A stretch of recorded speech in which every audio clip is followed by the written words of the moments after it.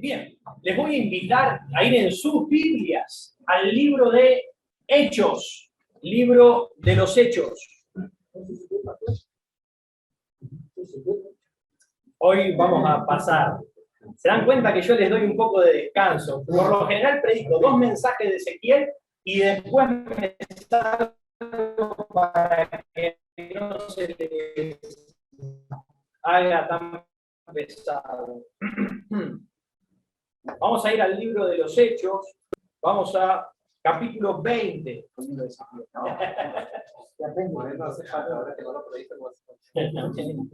Bien, nuestro tema en esta mañana es 7 enemigos de la iglesia. 7 enemigos de la iglesia. Y espero que prestemos atención porque nos involucra a cada uno de nosotros. Vamos a ir al Señor en oración. Padre amado, venimos en oración delante de ti, venimos a tu presencia, mi Dios, mi Rey, mi Señor. Oh Padre, como cantábamos, tú eres exaltado, Señor, tú eres el único digno de adoración, el único digno de alabanza. Gracias, Padre, por la libertad que nos has dado a través del sacrificio de nuestro Señor Jesucristo. Gracias por habernos amado y habernos dado, Señor, una esperanza y entrada, Señor, al cielo, a la eternidad juntamente contigo. Mi Dios, te ruego que ahora en esta mañana nos edifiques, te ruego que en esta mañana estés entre nosotros, Padre, y que nos ayudes, Señor, en esta carrera, en este proceso, en este caminar, en este andar, en este mundo, para que cuando lleguemos, Señor, a tu presencia no tengamos de qué avergonzarnos, sino que nos gocemos, Señor, en tu presencia. Te pido, por favor, que nos ayudes a ser cuidadores y guardianes de tu iglesia, la iglesia que tú compraste con tu sangre, Padre. Te amamos y dejamos esto en tu precioso nombre, en el precioso nombre de Jesús. Amén. Bien. Jesucristo dijo en Mateo capítulo 16, versículo 18, no hace falta que lo busquen, manténganse ahí en el libro de los Hechos, que ahí es donde vamos a leer en un momento.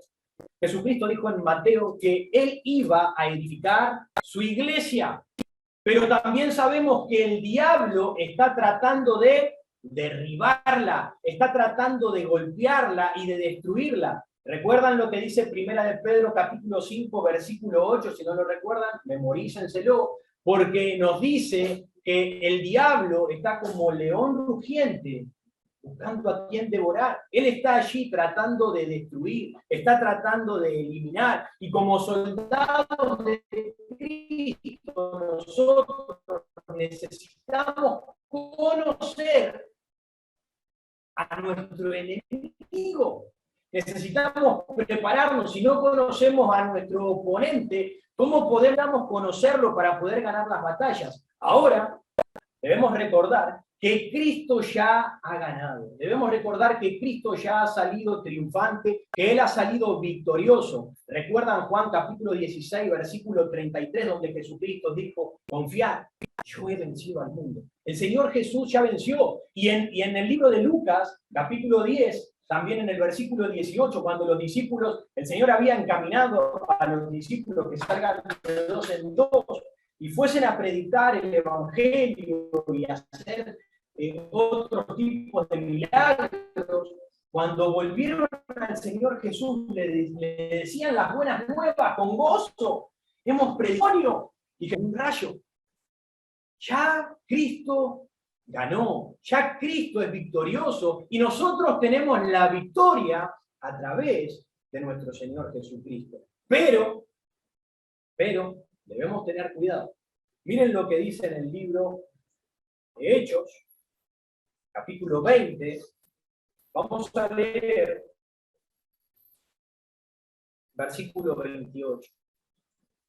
Dice así: por tanto, mirad por vosotros y por todo el rebaño en que el Espíritu Santo os ha puesto por obispos para apacentar la iglesia del Señor, la cual Él ganó por su propia sangre. Eso se lo habla, por supuesto, a los pastores y obispos, pero también dice, porque yo sé que después de mí, de mi partida, entrarán en medio de vosotros lobos rapaces que no perdonarán al rebaño.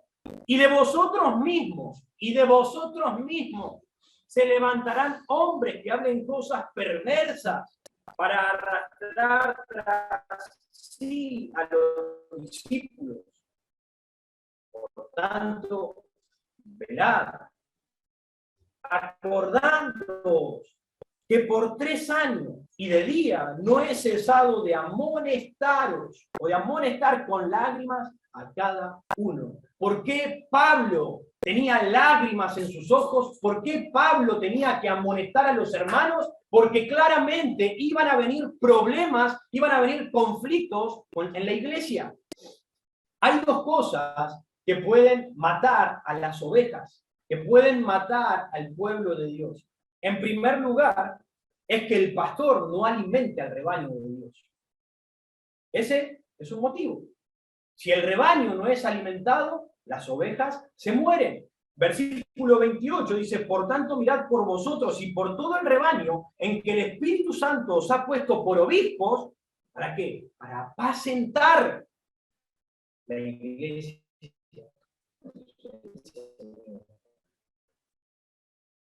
Pero en segundo lugar, puede que las ovejas, el rebaño, muera de los ataques de los lobos que ingresan en el rebaño o en la iglesia.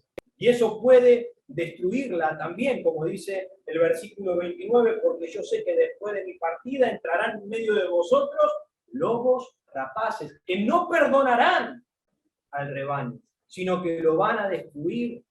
Así que la iglesia tiene que estar atenta y despierta. Tú, mi hermano, tienes que estar atento, tienes que estar despierto, porque esto también te compete a ti. No solamente a mí, que tengo que predicar y alertar, pero ustedes, que deben ser alertados, deben ponerse en alerta. Deben prepararse para cuidar la iglesia de Dios. Es tu responsabilidad también cuidar el cuerpo de nuestro Señor Jesucristo.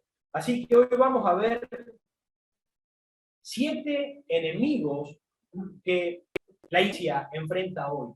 Hay más de 7, hay muchos más, pero elegí estos 7 porque creo que son algunos de los más peligrosos o los que predominan por lo general dentro de la iglesia. Así que, en primer lugar, vamos a ver 7, ¿sí? 7 enemigos de la iglesia. En primer lugar, el primer enemigo de la iglesia es la enseñanza falsa. Quizás digan, enseñanza falsa, sí, es verdad. La enseñanza falsa. Pedro habló de los peligros que habían de venir en los tiempos postreros, de los peligros que habían de venir en la iglesia. En segunda de Pedro 2:1, no lo vamos a buscar, pero si aquellos que toman nota, pueblo, dice, como habrá entre vosotros falsos maestros. Van a ver, hay hoy en día gente que enseña falsa doctrina, que enseña mentiras respecto de la palabra de Dios. Y creo que la mayoría de la gente, por no decir todos, porque hay algunos que son locos, intentan hacer cosas extrañas para llamar la atención o porque no les importa su propia vida, pero por lo general creo que cualquier persona va a cuidar su propio cuerpo y no va a comer y a beber cualquier cosa que pueda ocasionarle un daño, ¿no es cierto? Si sabemos que alguna comida está en mal estado, no la vamos a comer porque nos va a hacer mal. Creo que ninguno estaría dispuesto a tomarse un vaso de combustible, un vaso de nafta. Sabemos que te va a hacer mal, no lo vas a tomar. Estoy seguro que ninguno estaría dispuesto a comerse una cajita de veneno de rata, porque sabe que le va a hacer mal. Un hombre que agarró unas pastillas y le introdujo veneno dentro de las pastillas. Esas pastillas llegaron a un mercado, a una farmacia, y personas las consumieron sin saber que esas pastillas estaban envenenadas y, por supuesto, terminaron con su vida. Esa persona era un asesino. queda claro. Pero ¿sabían que hoy en día hay hombres que andan por ahí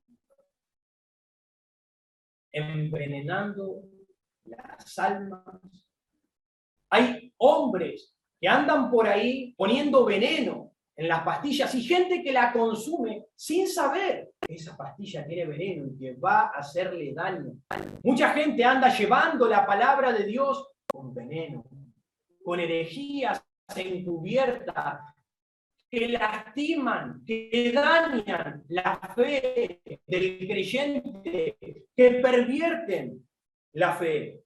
Así que el cuerpo tiene que ser nutrido y alimentado con una alimentación sana. De la misma manera, el espíritu, en lo espiritual, debemos ser alimentados con la sana doctrina. Eso es lo que escuchamos constantemente. ¿Qué es la sana doctrina? La sana y la pura palabra de Dios, que no está pervertida. La sana palabra del Señor. Por eso es que Pablo le decía a Tito, en Tito 2:1, le decía, pero tú habla lo que está de acuerdo con la sana doctrina. No hables cualquier otra cosa. Habla lo que está de acuerdo con la sana doctrina. Un buen pastor y un buen maestro van a alimentar a los creyentes con la enseñanza de la palabra de Dios. Un falso maestro va a envenenar a la gente con falsas enseñanzas. Ahora, ¿dónde y cómo hacen su obra estos falsos maestros? Estos falsos maestros no hacen su obra de una manera o por medios distintos. Ellos van a hacer su obra de la misma manera que cualquier otro maestro o pastor que predica la palabra de Dios. Van a usar medios como la radio, van a usar medios como la televisión, medios como, por ejemplo, revistas, libros, quizás columnas en el internet, o quizás predicando atrás de un púlpito, en una iglesia, o yendo de puerta en puerta, de casa en casa, golpeando y enseñando a la gente cosas extrañas, propagando mentiras. ¿Qué tipo de mentira? Todos vamos a ir al cielo. No se preocupen, todos vamos a ingresar porque Dios es bueno. O quizás decir que por más que cometamos, si cometemos pecados, vamos a perder nuestra salvación. O decir que el amor de Dios no puede llevarnos al infierno, no puede llevarnos a una condenación. O decir que los creyentes vamos a estar en la tribulación y vamos a ser atribulados, cuando Dios enseña otras cosas y nos da una esperanza. Ojo, creyentes, estén atentos, presten atención, estén alerta. ¿Qué debemos hacer para detectar las falsas enseñanzas? ¿Qué tienes que hacer?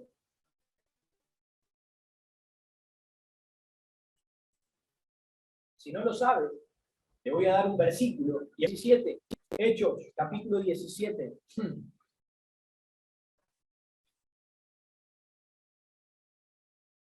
Hechos, capítulo 17, versículo 11. Y vas a decir, este versículo. Y estos eran más nobles que los que estaban en Tesalónica, pues recibieron la palabra con toda solicitud. ¿Qué dice?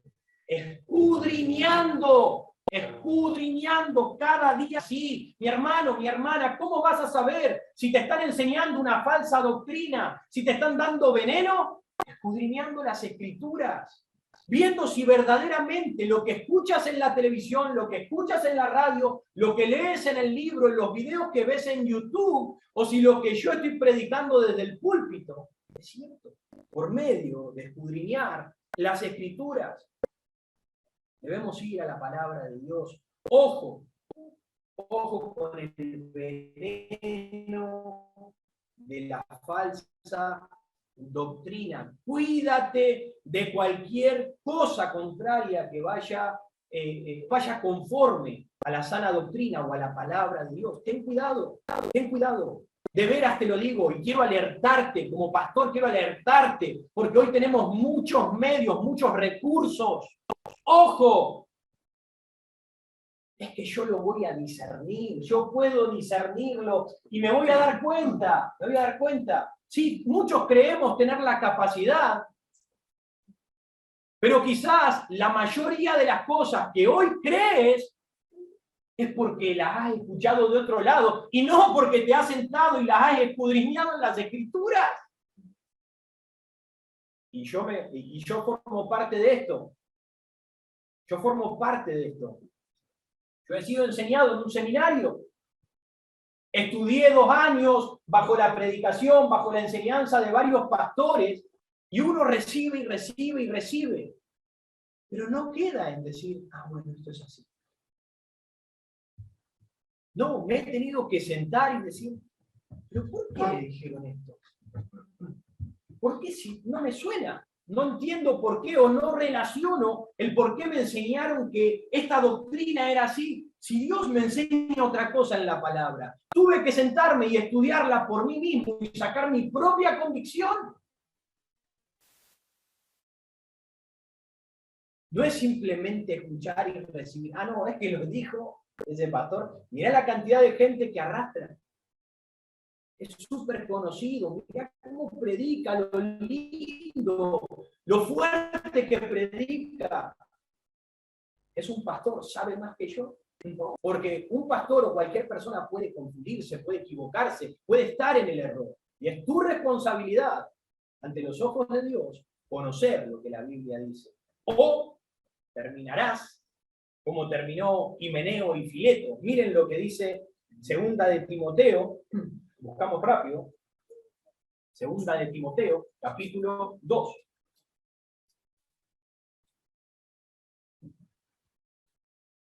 Segunda de Timoteo, capítulo 2, versículo 16, dice así: mas evita profanas y vanas palabrerías, Pablo diciéndole a Timoteo, porque conducirán más y más a la impiedad, y su palabra carcomerá como gangrena, de los cuales son Himeneo y Fileto, que se desviaron de la verdad, diciendo que la resurrección ya se efectuó, y trastornan la fe de algunos.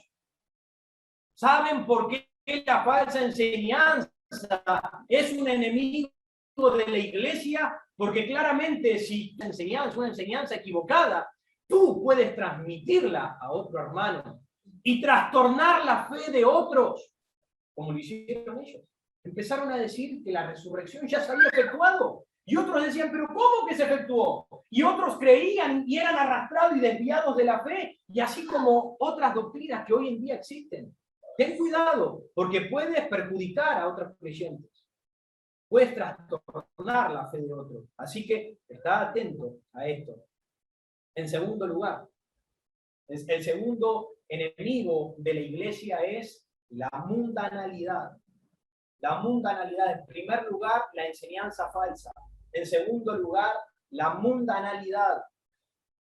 Jesucristo dijo en Juan capítulo 17, 16, no lo buscamos, en su oración al Padre, él le decía respecto de los creyentes que no eran del mundo.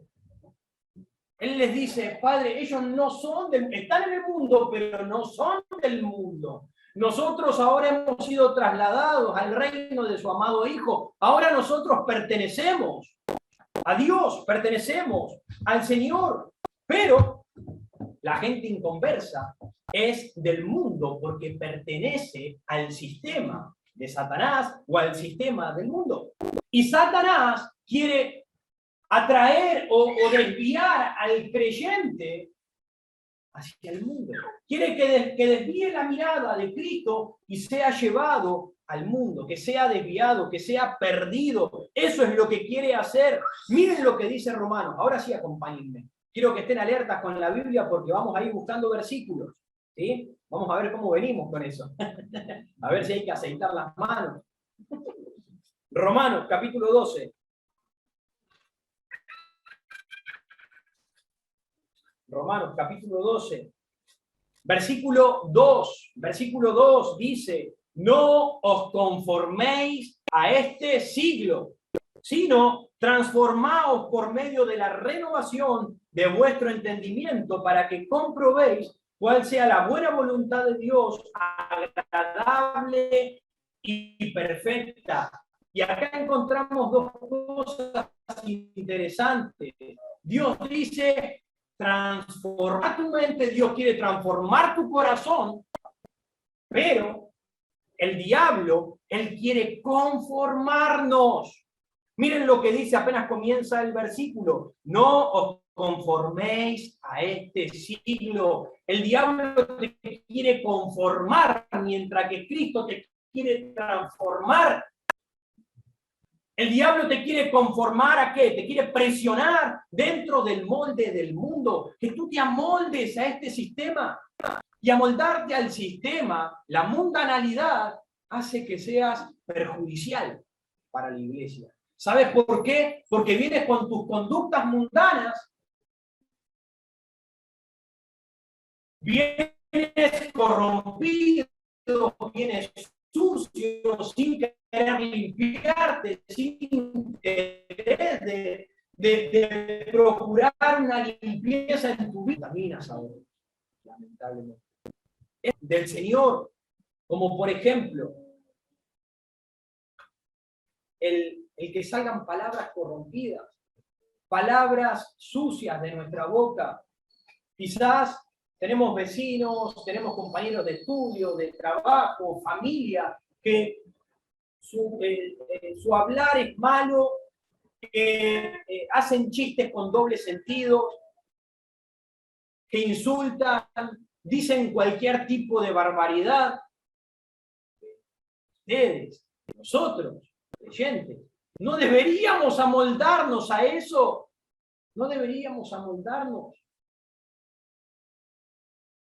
¿Qué dice Efesios 4:29? ¿Alguno lo sabe? ¿Qué hay ahí? Una palabra corrompida. Ninguna palabra. El Señor dice, ninguna palabra corrompida salga de vuestra boca. ¿Qué es lo que sucede? ¿Qué es lo que pasa? ¿Acaso no nos... Yo creo que tendríamos que prestarnos... Les animo, préstense atención un rato. Escúchense a ustedes mismos cuando hablen. Examínense a ustedes mismos cuando hablen para que vean qué tipo de palabras están saliendo de su boca. Si ustedes están siendo transformados por Cristo o están siendo conformados al mundo. Ahí mismo en Efesios 4:29 dice, sino la buena palabra, la que sea necesaria para la buena edificación, que nos edifiquemos los unos a los otros a través de la palabra de Dios. Yo recuerdo cuando me convertí al Señor, decía 4 palabras y de las 4, 6 eran inmundicia. No saben cómo hablaba yo, era tan limitado mi vocabulario, tan limitado. Ni siquiera llamaba a una persona por su nombre, sino ya conocen cuál es, ¿no? Entonces,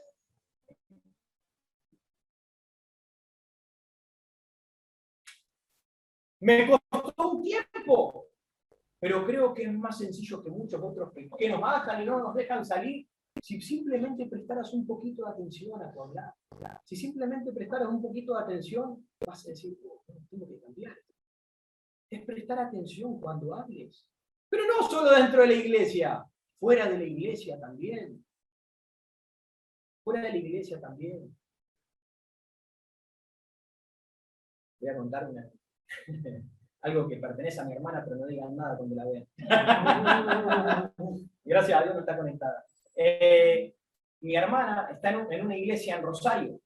Ella tiene muchas amigas en el mundo, muchas amigas que eran de la secundaria, que eran de la facultad, amigas del barrio, amigas de todos lados. Y ella muy seguidamente se junta, no es que sale a bailar, para nada, no se mete en lugares a tomar y demás, pero se junta a comer con sus amigas, está en los cumpleaños, está mucho tiempo durante la semana, mucho tiempo con ellas, mucho tiempo. Y le pregunté, ¿Cómo se ve afectado tu vocabulario? Porque la he escuchado. ¿No? Y me dice, sí, es terrible como el estar tanto tiempo. Pregúntate, ¿es necesario? ¿Es necesario si es que quieres corregir esta parte de tu vida? Pregúntate con quién te estás rodeando tanto tiempo. Uno no dice que te apartes de tus conocidos y amigos. Está bien juntarse a comer, está bien, júntense a comer. No vayan a un boliche, no vayan a un bar a tomar, pero está bien juntarse a comer, a reírse, a pasar tiempo. Pero ¿cuánto tiempo estás pasando con ellos? ¿Cuánto tiempo? Recuerda que sus costumbres se van a transmitir y tú vas a comenzar a hablar de la misma manera. Si quieres cambiar, empieza a tomar medidas para ser transformado a la imagen de Cristo. Igual me fui bastante. Una persona mundana es una persona que ignora a Dios y deja a Dios fuera de sus intereses. Una persona que deja a Dios fuera de sus planes, una persona que deja a Dios fuera de su accionar, de su actuar, de sus pensamientos. No piensa mucho en Dios una persona, un creyente mundano. Por lo general lo deja a Dios afuera. No debería ser así. ¿Qué fue lo que sucedió? Ha perdido quizás su primer amor, ¿no? Ha dejado que su primer amor se apagara, se fuera. Toda persona que tiene a su primer amor, cuánto amo al Señor, no quiero obedecerle al Señor, quiero vivir para Dios, quiero hacer lo que el Señor me manda. Pero cuando ese amor se va apagando, empezamos a descuidarnos y a hacer cualquier tipo de cosa. Lamentablemente, la persona mundana es la que ha perdido el primer amor. El creyente no mundano debe ser diferente, debe tener a Dios como centro de su vida. El creyente no mundano debe tener a Dios en sus planes, en sus pensamientos y en todo su accionar. Así debería ser. ¿Qué piensa Dios de la mundanalidad? No voy a buscar los versículos porque ya lo he repetido en otras predicaciones, pero en Primera de Juan, capítulo 2, versículo 15, 16, ¿recuerdan qué es lo que dice Dios respecto del mundo? No améis al mundo, ni las cosas que están en el mundo, porque si alguno ama al mundo, Dios. ¿Sí? Porque ¿de quién son todas esas cosas? Los deseos de la carne, los deseos de los ojos y la vanagloria de la vida no son del Padre, sino del mundo. Y en Santiago 4:4, ¿qué es lo que dice el Señor? El que es amigo del mundo se constituye enemigo de Dios. Son versículos conocidos. Creyentes, no podemos vivir en la mundanalidad porque vamos a afectar y a dañar la iglesia de Dios. Ocúpate en tu vida espiritual. Vuelve, fíjate dónde has perdido a tu primer amor, en qué lugar dejaste de amar a Cristo, cuándo fue que se apagó ese fuego, cuándo fue. Bueno, vuelve a animarlo, vuelve a encenderlo nuevamente. Puede que muchas personas, al ver tu vida mundana, al ver tu vida que va en contra a la palabra de Dios, diga, ¿por qué me voy a convertir en un cristiano? ¿Por qué voy a ser creyente? Si miro la vida de este supuesto creyente y es igual a la vida de mis amigos y a mi vida, la vida de este creyente es igual a la nuestra. No hay diferencia en el pensamiento, no hay diferencia en el actuar, no hay diferencia en el hablar, no hay diferencia en nada. ¿Por qué voy a ser creyente? Si qué diferencia hay. O también podría pensar de esta manera. Está bueno ser creyente. Está bueno porque todos mis amigos que dicen ser creyentes son iguales que yo. O sea que si yo soy creyente, no necesito dejar de hablar así, ni de pensar así, ni de buscar lo que busco. Total, es todo lo mismo. ¿Qué diferencia hay? Mi hermano, mi hermana, no permitas que el mundo te conforme. Deja que Cristo te transforme. En primer lugar, el primer enemigo de la iglesia es la enseñanza falsa. En segundo lugar, la mundanalidad. En tercer lugar, el tercer enemigo de la iglesia es el formalismo. El formalismo es el tercer enemigo de la iglesia. El formalismo es algo que tiene forma exterior, pero no tiene sustento o no tiene contenido interior, ¿sí? Se manifiesta en lo exterior, pero no en lo interior. El formalismo es como una cáscara de maní, pero sin el maní adentro. ¿Se dan cuenta? Parece un maní, pero le falta lo importante, le falta el maní. ¿De qué sirve la cáscara si no tiene el maní adentro? La cáscara puede engañar a las personas, pero nunca va a satisfacer a la gente. La puede engañar, pero no la va a satisfacer. ¿Se dan cuenta? Hay gente que se parece a la cáscara de maní. Tienen apariencia de piedad, tienen apariencia de ser creyentes, de ser hijos de Dios, de amar a Dios. Tienen apariencia, pero negarán la eficacia de ella. Estas personas tienen una forma exterior que parece buena, que parece linda, pero por dentro no hay nada. No hay vida interior, no hay poder, y el poder proviene de Dios. Parece, pero no hay vida, no hay poder. Miren lo que dice Romanos. Ahora sí, acompáñenme. Romanos capítulo 2. Romanos capítulo 2.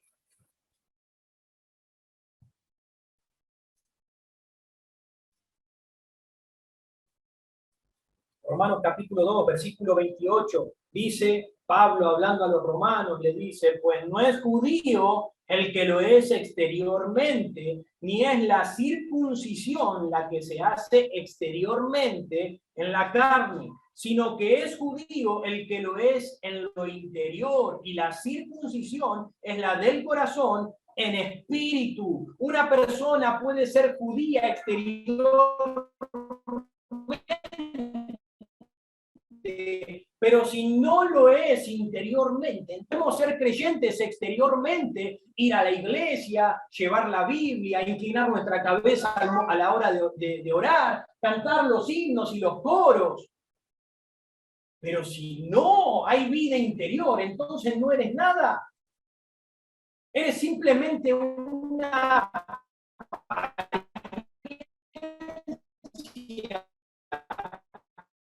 eres simplemente una cáscara.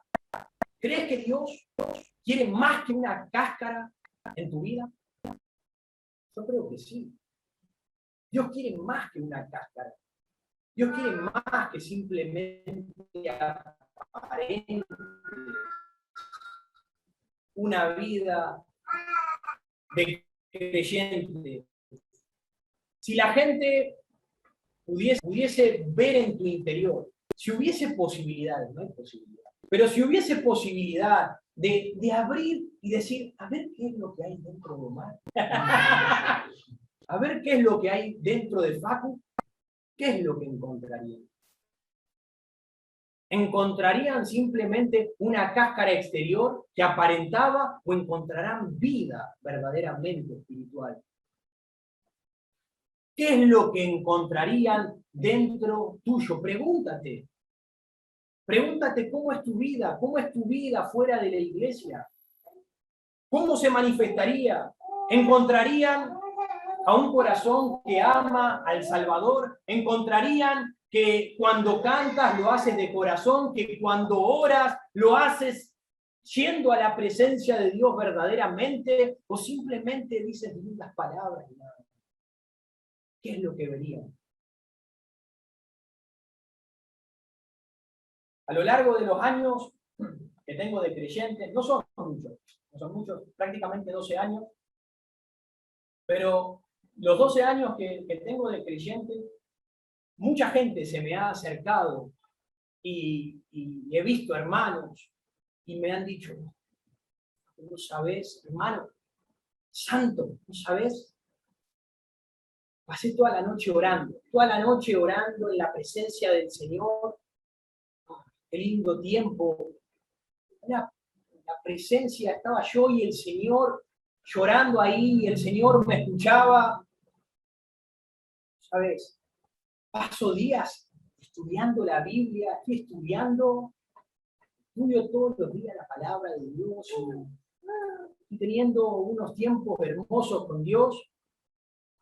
De veras, porque me pasaba en ese tiempo, no, mi hermano, gloria a Dios,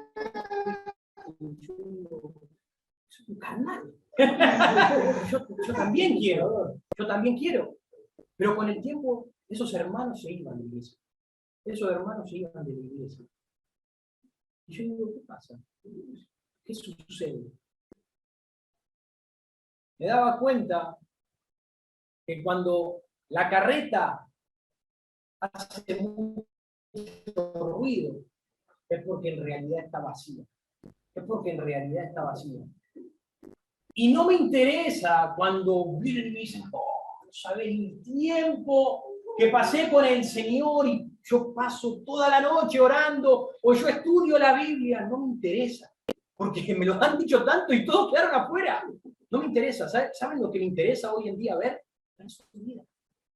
Me interesa ver lo interno, no lo externo, lo que dice o manifiesta o aparenta, sino lo que vive verdaderamente. Eso es lo que me interesa. Y miro hoy por hoy, Dios se preocupa por el corazón. He aquí, le decía David al Señor en el Salmo 51:6, he aquí, tú amas la verdad en lo íntimo. Tú amas la verdad en lo íntimo. Y Samuel decía que el hombre ve lo que tiene delante de sus ojos, el hombre ve lo exterior, pero Dios que ve el corazón. Nos podemos engañar por un tiempo entre nosotros, mis hermanos, pero al Señor no lo vamos a engañar. Entonces necesitamos tener cuidado con el formalismo, Cuídate de una forma de religión exterior sin el poder y la realidad de la vida interior. Cuídate de eso, porque es muy común hoy en día dentro de las iglesias. Asegúrate de que eres un verdadero cristiano, no solamente un cristiano en lo exterior. Ahora, ¿cómo sé? ¿Cómo sé si verdaderamente soy un cristiano? ¿Cómo sé si verdaderamente solo estoy manifestando algo que en realidad no hay en mi interior? Les voy a lanzar un versículo. Creo que Primera de Corintios. No, Segunda de Corintios.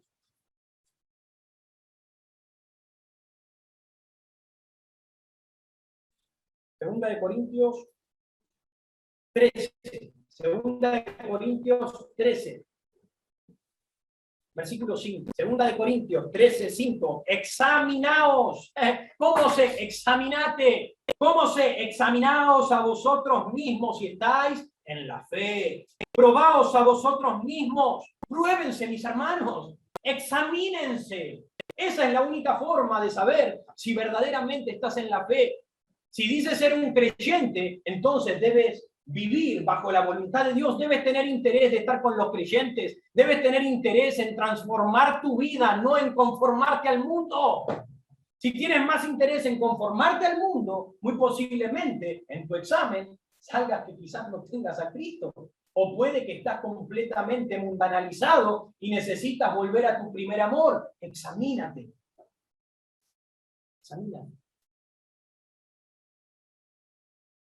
Probaos a vosotros mismos. En cuarto lugar, vamos a ir un poco más rápido porque me estoy quedando. En cuarto lugar, el cuarto enemigo de la iglesia es el emocionalismo. Emocionalismo es el cuarto enemigo de la iglesia. Dios creó a los seres humanos con emociones. ¿Y las emociones son malísimas? No. No son malísimas. Las emociones son buenas.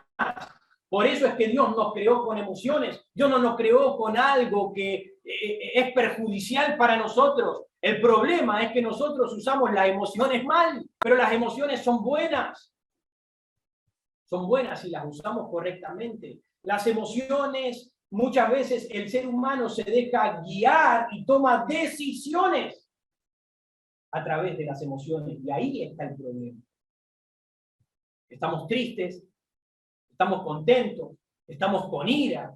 Entonces, procedemos, tomamos decisiones, actuamos conforme a la emoción y no conforme a lo que el Señor dice en su palabra.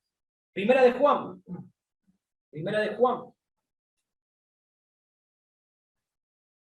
Eso les pasa por no querer escuchar Ezequiel, porque no los hago ir de lado a lado con la predicación. Primera de Juan, capítulo 3, versículo 20. Primera de Juan, capítulo 3, versículo 20, dice, pues si nuestro corazón, guárdalo también, pues si nuestro corazón nos reprende, si tu corazón te está diciendo algo ahí, escúchalo. No. Dice, pues si mayor que nuestro corazón es ¿quién? Es Dios. Y Él sabe todas las cosas. Amados, otra vez, si nuestro corazón no nos reprende, confianza tenemos ¿en quién? En Dios. Sea que te reprenda tu corazón, o sea que tu corazón no te reprenda, tú debes limitarte a lo que la palabra de Dios dice. No importa lo que tu corazón te esté diciendo, no sigas ese concepto, esa filosofía del mundo. Sigue a tu corazón, escucha a tu corazón, haz lo que tu corazón siente. No. Sea que te reprenda o no te reprenda tu corazón, basate en lo que la palabra de Dios dice. Muchas veces las emociones van en contra de la palabra de Dios, por eso es que debemos tener cuidado. Y si nuestras emociones están yendo en contra de lo que Dios dice, ¿qué tengo que hacer? Limitarme a la palabra de Dios y no a mis emociones. O los sentimientos son engañosos, pero mi fundamento es la palabra de Dios. No importa lo que sientas. No te dejes guiar por tus emociones. Son buenas si las usamos bien, pero pueden ser muy engañosas si te dejas guiar por ellas. Que la palabra de Dios sea tu fundamento. Hoy hay muchas iglesias que se guían y son inundadas de este emocionalismo. Entras por las puertas y están con sus manos levantadas y mueven las manos y ¡oh, Señor! Y empiezan a hablar y hablan un montón de cosas de las cuales no se entiende nada. No se entiende nada. Donde todos hablan juntos y donde hay un montón de emociones y de sentimientos y de excitación y agitación. Pero en medio de todas estas cosas,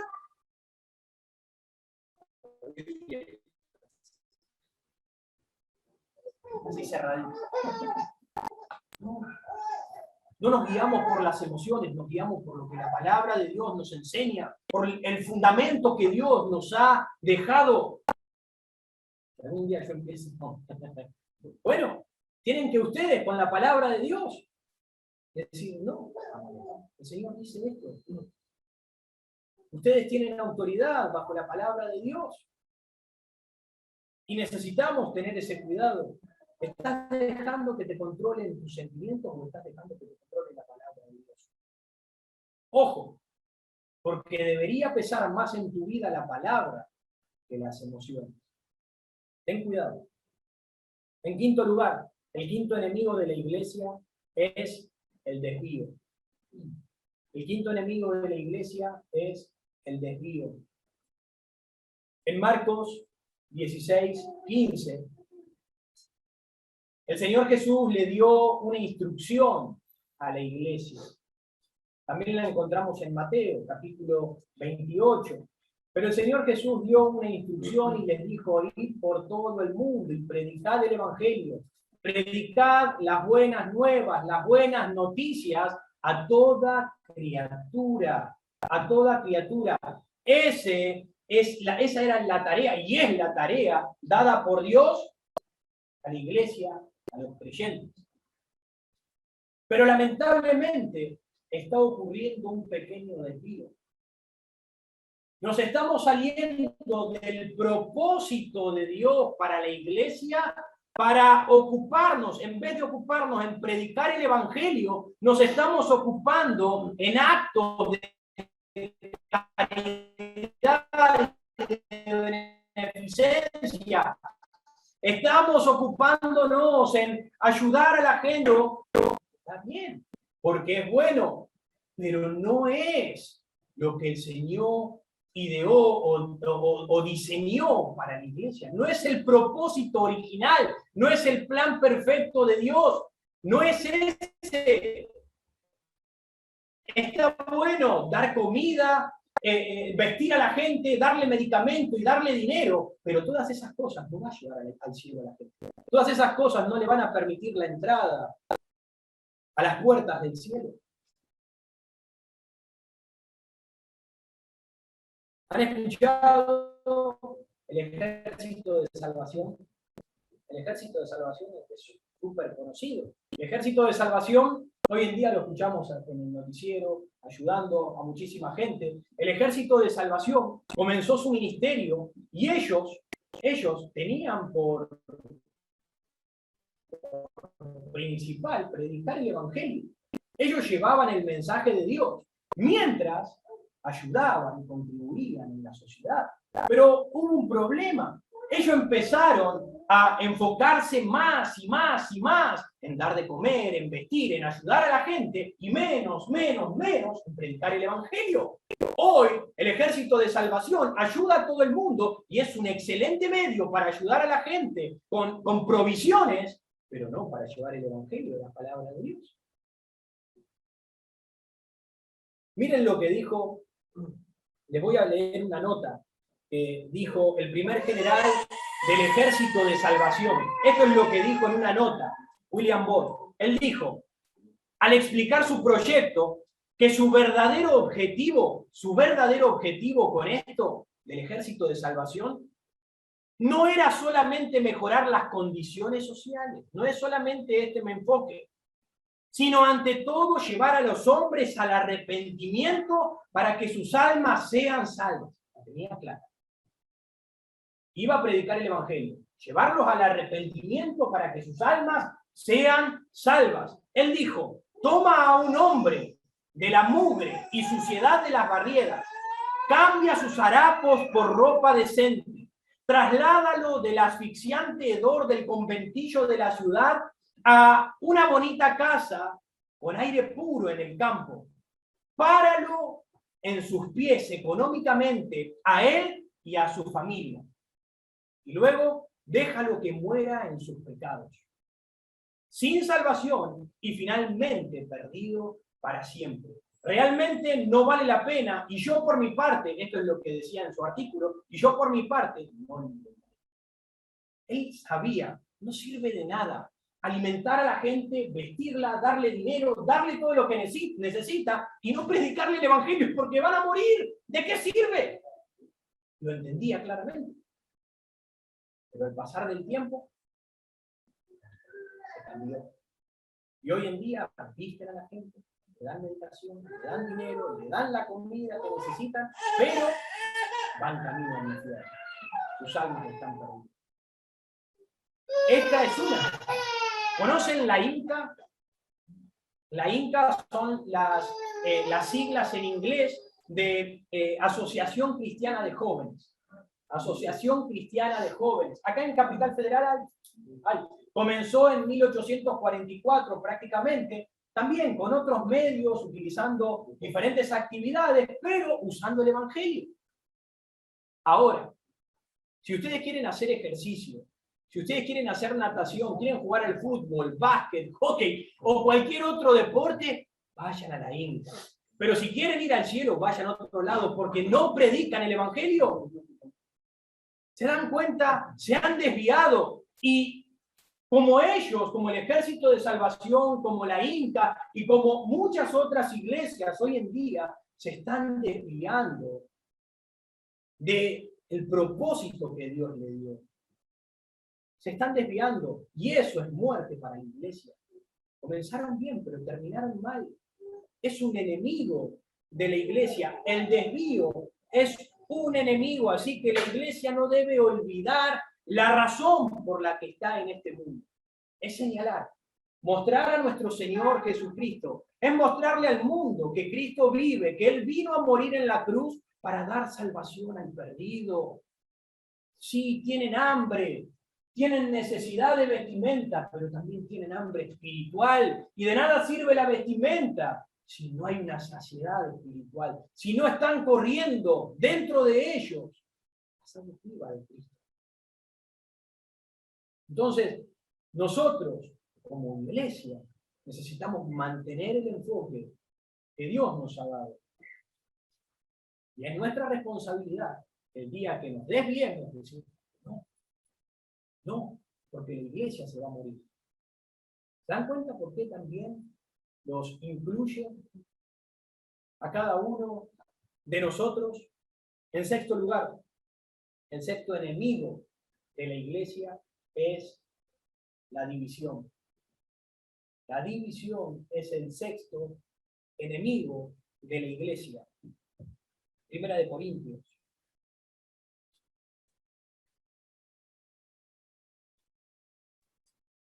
Primera de Corintios, capítulo 1. Primera de Corintios, capítulo 1. Versículo 10 dice así: os ruego pues, hermanos, otra vez Pablo a los Corintios, diciendo, por el nombre de nuestro Señor Jesucristo, que habléis todos una misma cosa y que no haya entre vosotros divisiones, sino que estéis perfectamente unidos en una misma mente y en un mismo parecer. Porque he sido informado acerca de vosotros, hermanos míos, por los de Cloé, que hay entre vosotros contiendas. Y continúa diciendo, unos son de Pablo, otros de Apolo, otros de Cristo, contiendas, divisiones. Y qué feo es, mis hermanos, que haya peleas, contiendas, divisiones en la familia de la iglesia. Es terrible que haya chismes, que haya envidia, orgullo, falta de amor por los hermanos. Es horrible que pase eso. A veces entre los cristianos estamos más enfocados en discutir y en pelear entre nosotros que enfocarnos en pelear con quienes tenemos que pelear. El mundo, la carne, el diablo. Ahora, ¿cómo se supone que deben vivir los cristianos? ¿Cómo debemos vivir los cristianos? Efesios 4.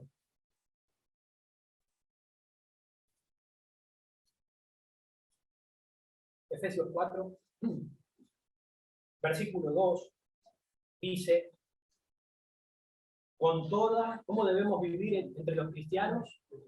Con toda humildad y mansedumbre, soportándonos con paciencia los unos a los otros en amor. Hermanos, sopórtenme, ténganme paciencia, como yo intento tenerles paciencia a cada uno de nosotros. De la misma manera, ténganme paciencia. Debemos tener humildad y soportarnos los unos a los otros. Miren lo que dice, solícitos en guardar la unidad del espíritu, en el vínculo de la paz. Necesitamos mantenernos unidos con un mismo pensamiento, un mismo sentir, no con divisiones y contiendas, criticándonos, peleándonos entre nosotros. Miren el versículo 31, quítese de vosotros toda amargura, enojo, ira, gritería y maledicencia y toda malicia. Antes sed benignos unos con otros, misericordiosos, perdonándonos unos a otros como también Cristo perdonó. Mis hermanos, si yo les he hecho daño, porque puedo hacerles daño, con mis palabras o con mi manera de conducirme, si yo los he dañado, les pido perdón, pero necesito que me lo hagan saber. No que estén hablando entre ustedes cosas de mí o de mi familia o de cualquier otro hermano. No debería ser así, que estemos hablando y chismeando y diciendo sí, porque lo que dijo, ¿quién es este para venir a decirme? No. Ojo, ojo, porque la división es causa de muchos males. La división ha destruido iglesias. Es un enemigo potente de la iglesia. Ojo con lo que estás haciendo. Ten cuidado si estás hablando mal de mí, mi familia o de cualquier otro hermano y de la misma manera me miro a mí mismo antes de hablar mal de alguno de ustedes. Si hay algo, recuerden lo que dijo Cristo. Ve al hermano. Dile lo que te ha molestado. ¿Cuál es el problema? ¿Qué tienes miedo que me ponga los guantes? No. ¿Cuál es el problema de hablar? Hay que hablar, hermano. Así se solucionan los problemas. De esa manera. Así que si eres cristiano, se supone que estamos en el mismo equipo. Se supone que estamos en el mismo bando. No sea que los que siembran discordia y división entre los hermanos en la iglesia, seas tú, seas algún otro, y termine fuera de la obra de Dios. ¿Saben por qué? Porque Dios odia esta clase de cosas. Dios lo odia. En Proverbios 6, no lo vamos a buscar, pero en el versículo 16 dice 6 cosas aborrece Jehová y aún séptima abomina su alma. ¿Cuál es esa séptima que abomina su alma? El que siembra discordia. El que siembra discordia entre los hermanos. Dios lo abomina. Si tú estás sembrando discordia, si tú estás haciendo eso, Dios abomina lo que estás haciendo. Claramente vas a destruir la iglesia de Dios, pero también vas a echar maldición sobre tu cabeza. Miren lo que dice Romanos, rápidamente, Romanos 14. Romanos 14.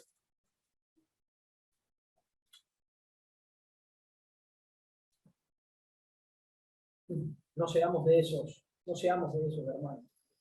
Miren lo que dice Romanos 14, versículo 19. Romanos 14, 19. Así que sigamos lo que contribuye a la paz y a la mutua edificación. Sigamos eso, hermanos. La paz y la mutua edificación, porque miren lo que dice abajo. No destruyas la obra de Dios. No la destruyas, mi hermano. Sigamos la paz y la mutua edificación. No creemos divisiones. Dios abomina eso. Seamos humildes y hablemos. Caminemos juntos en este camino. En séptimo lugar, el séptimo enemigo de la iglesia, y ya vamos terminando, en breve también. El séptimo enemigo es una Biblia cerrada. Una Biblia cerrada. Uno de los grandes enemigos que la iglesia enfrenta hoy es justamente no abrir las escrituras. Iglesias y creyentes que no usan la palabra de Dios. Creyentes que vienen a la iglesia, van a la iglesia y ni siquiera llevan una Biblia. Ni siquiera llevan una Biblia. Pastores que predican la palabra de Dios y no animan a la congregación a buscar en las escrituras. Sé que puede ser un poco tedioso estar buscando, pero también es una práctica y un estímulo para encontrar y involucrarse en las escrituras. Ahora, ¿qué dijo Pablo a Timoteo? En 2 de Timoteo, capítulo 4, le dijo que prediques la palabra. Pablo le decía a Timoteo, predica la palabra, insta a tiempo y fuera de tiempo, redarguye, exhorta, reprende. toda paciencia y doctrina. Cosa que hoy en día no se está haciendo. Claramente vendrán tiempos, y creo que ya estamos viviendo tiempos donde habrá comezón de oír, donde la gente no quiere escuchar quizás la dureza de la palabra de Dios, no quieren oír la sana doctrina, apartarán sus oídos de la verdad, y a veces la verdad duele. La palabra de Dios es como la meditación. Tiene un gusto que a veces no nos gusta mucho, pero sabemos que es necesaria para nuestra vida. La necesitamos, hermanos. Hay veces que con la palabra acariciamos, pero hay veces que también con la palabra animamos, levantamos a las personas. Hay veces que la palabra de Dios es liviana y hay veces que la palabra de Dios es tajante. Pero necesitamos tomarla toda, no seleccionarla. Así que, ¿es la Biblia un libro cerrado en la iglesia? ¿Qué piensas? En esta. No, digan. No. Estamos predicando la palabra de Dios. Cada domingo, cada jueves, se expone lo que la palabra de Dios dice. Se abren las escrituras y examinamos a la luz de la palabra de Dios lo que dice.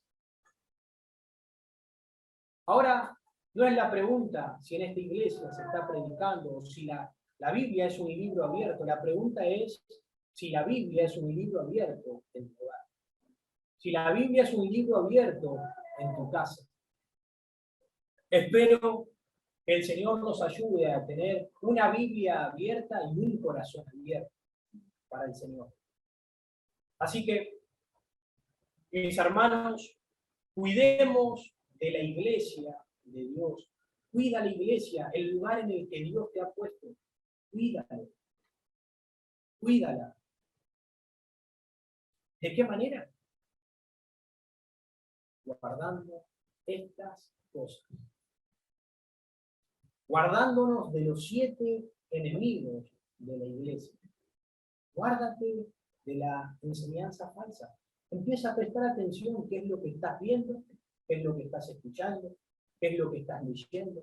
Presta atención, examínalo antes de estar compartiéndolo y trastornar la fe de otro. En segundo lugar, sal de la mundanalidad. Porque a Dios no le agrada. Si estás en el mundo, te constituyes enemigo. Vuelve a tu primer amor. No te conformes al mundo, sino deja que Cristo te transforme a ti. En tercer lugar, no seamos formalistas, no aparentemos exteriormente, sino vémoslo en nuestra vida interior. Ten cuidado con solamente aparentar. En cuarto lugar, el emocionalismo. No sigas tus emociones, sigue la palabra de Dios. En quinto lugar, la desviación. Ten cuidado con dejar de predicar a Cristo. ¿Estás predicando a Cristo? A tus compañeros, a tus amigos, a tus vecinos, a tu familia. ¿Estás hablando del Señor? Si no estás hablando, te has desviado. Debes volver porque ese es el propósito de Dios. Dios quiere que prediques la palabra y en la iglesia se debe hacer lo mismo. En sexto lugar, la división. Procura no crear contiendas, procura no crear división porque Dios lo aborrece. No destruyas la obra de Dios. Y en séptimo lugar, tengamos Biblias abiertas, leamos la Biblia, instruyámonos en las cosas del Señor. Muchas iglesias han cerrado y muchas iglesias siguen cerrando hoy en día a causa de estos enemigos de la iglesia. Puede que un día las puertas de esta iglesia también se lleguen a cerrar por causa de no haber atendido y no haber prestado la debida atención a cada una de estas cosas. Tengamos cuidado, ocupemos, amemos lo que Dios ama, Él ama a su iglesia. Vamos a orar. Bendito Dios, Padre Santo, Padre amado, Venimos ante tu presencia, oh Rey, para darte gracias por tu palabra bendita, porque tú, Señor, nos enseñas a estar atentos, a cuidar, Señor, de lo que tú has edificado, el lugar en el que tú nos has puesto, Señor, esta iglesia local en el que estamos acá, este cuerpo local en el que trabajamos, en el que somos edificados. Ayúdanos a cuidarlo, ayúdanos a trabajar en él, ayúdanos a ocuparnos en nuestra vida para no ocasionar, Señor, división y destrucción del mundo. Perdónanos si lo hemos estado haciendo, si lo hemos descuidado, ayúdanos. Gracias por amarnos, gracias por la salvación, gracias por las bendiciones que tú nos das. Dejamos todas estas cosas en tus manos, en el precioso nombre de Jesús. Amén.